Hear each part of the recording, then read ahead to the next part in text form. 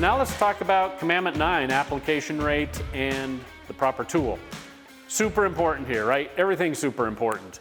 But as it just goes back to, one of the discussions we always have in class or when we're out on job sites, there are no shortcuts, right? If you're a true professional and a craftsman in this trade, there are no shortcuts to doing a great job. And we usually get that question in class is, hey, if I get in a real rush or whatever, what can I cut? Nothing, right? And that includes the application rate and the tools, especially now that we're putting down the finish. So again, reiterating, one coat of finish is only as thick as a piece of copy paper, right? 1/1000th of an inch. This is why application rate, knowing and calculating what you're getting per square foot, making sure that falls within the specs or the recommendations on the directions on the bottle of finish that you're using, and making sure that you're using the right tool, how those all play in together. So typically with water-based finishes, I want to make sure I'm getting at least 500 to 600 square feet per gallon. With traffic-based products, that's usually going to be 350 to 400 square feet per gallon.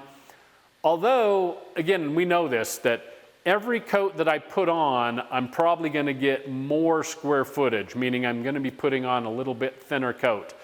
So that first coat that I put on over raw wood, right, if I don't have, and that's sealer, if I don't have a stain on the floor, I may get 250 square feet per gallon. I may get 300 square feet per gallon. Depending on the species and how I prepped it, I may get 400 or 500 square feet per gallon. That next coat, again, I may get 400, 450 square feet per gallon. The coat after that, I may get 450 to 500, and on we go. So we're not saying that every coat you have to get, say if I'm putting down traffic, if I don't get 350 to 400 square feet per gallon, I'm putting it on wrong. We understand that each coat, and you should understand that each coat is going to be a little different. But the point is, are you going back and calculating, based on the square footage that you have, how many square feet did we get per gallon on this coat, making sure that you're falling within those parameters. And then again, on the directions, look for the particular tools. For the most part, we recommend using the Bona tools, whether that's the roller or Bona T-bar.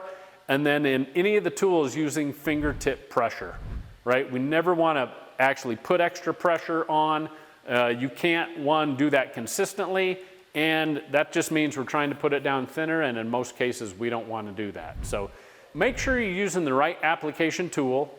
Use fingertip pressure when you're applying.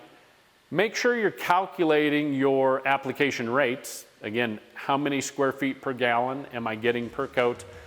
And know that then you'll have no problem with Commandment number 9, application rate and tool, and how that pertains to water-based finishes.